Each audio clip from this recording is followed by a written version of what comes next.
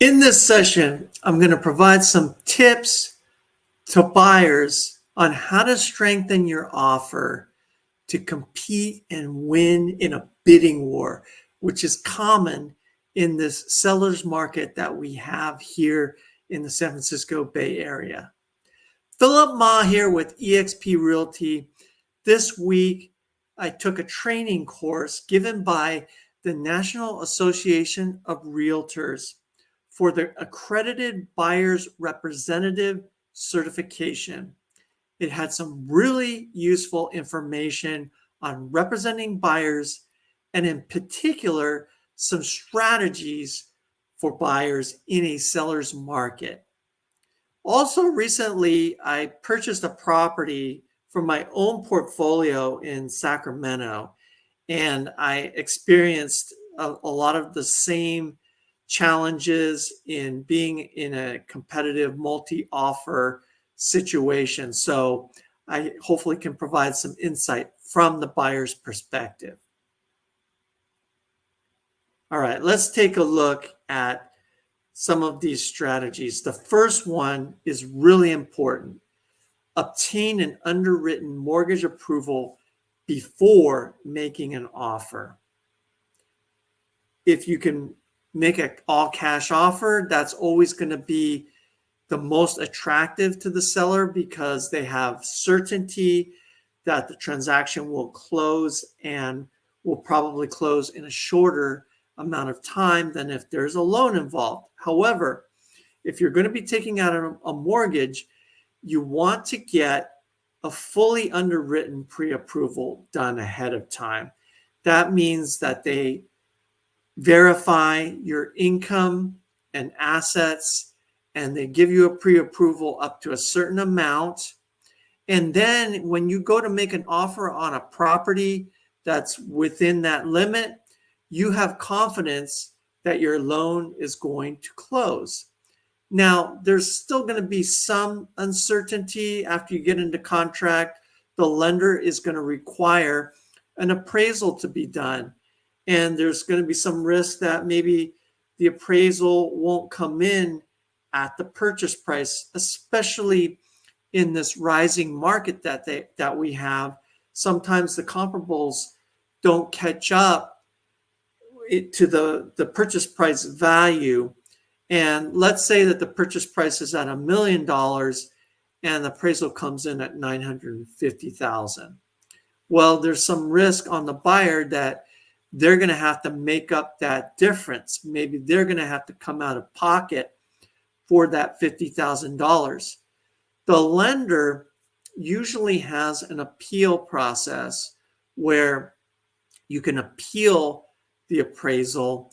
And this is where your realtor can help find comparables that will support the purchase price. And maybe the appraiser didn't find all the relevant comps in the area that could support that higher purchase price. So your realtor can help out with that, but there's still going to be some risk. However, again, it will strengthen your offer to remove the loan contingency and the appraisal contingency up front. The next strategy is purchasing the property as is. Now, in the California Residential Purchase Agreement, by default, all transactions are as is. The buyer is taking that property in its current condition.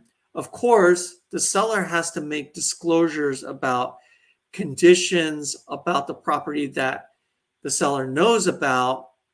And what's common is that the seller will actually get a home inspection report done up front and will disclose that to any prospective buyers so that they can see if there's any repairs needed or issues with the property. This kind of goes to one of the examples down here where it says buyer can do home inspection prior to contract and waive the home inspection. Again, in this competitive situation, you're going to want to remove that inspection contingency up front.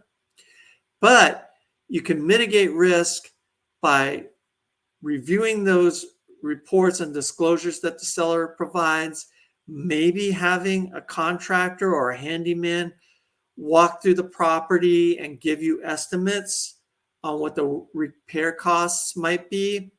And I highly recommend trying to speak with the inspector who performed the home inspection, because a lot of times they'll be able to provide insight that's not readily apparent in the inspection report. And sometimes the inspection report will sound alarming, or it'll feel like there's a lot that needs to be done. But when you speak to the inspector, they'll tell you that a lot of the conditions are typical of a property that age and can be addressed with some repairs that aren't too costly. So it'll just give the buyer more comfort, and they'll be able to, again, mitigate the risk of removing the inspection contingency. Next, you've got offer the list price or more. In a competitive situation, you're probably going to have to be above the list price, and your realtor can help in trying to get some information from the listing agent on how many other offers they're expecting, how much interest there's been at the open houses, and then you can kind of gauge what offer price you want to come in at. Also, of course, your realtor will want to run sales comparables and give you market data as to whether your price can be supported. Another strategy is put down a larger amount in earnest money. This will show that you are committed and you're serious about closing on the transaction. It does, of course, put more of your money at risk. If for whatever reason your loan falls through, or you just want to back out of the transaction, then that higher amount of earnest money might be at risk. The next strategy, make the first offer the best offer, as there may not be a counter offer or another opportunity. This is really important, especially for the Bay Area market, because typically what happens is the seller and the listing agent will review all of the offers at once, and then they'll probably pick the top 2 or 3 in terms of price and terms. And they'll send a counter offer to those top 2 or 3, but not everyone who has submitted an offer. I rarely see a multiple counter offer situation to all of the offers that were submitted. So you want to put your best foot forward and have a strong offer up front, so that you can at least be in consideration in those top 2 or 3, and hopefully you would win the property outright, assuming it's a property that you really want, that you can see yourself and your family living in and enjoying for years to come. You want to put your best foot forward. Finally, the buyer can pay some of the seller's cost of sale. This is just a nice way to show that you're committed, that the buyer's committed. And typically those closing costs are not going to be too much, maybe $1,000 to $2,000. But again, it shows commitment to the transaction.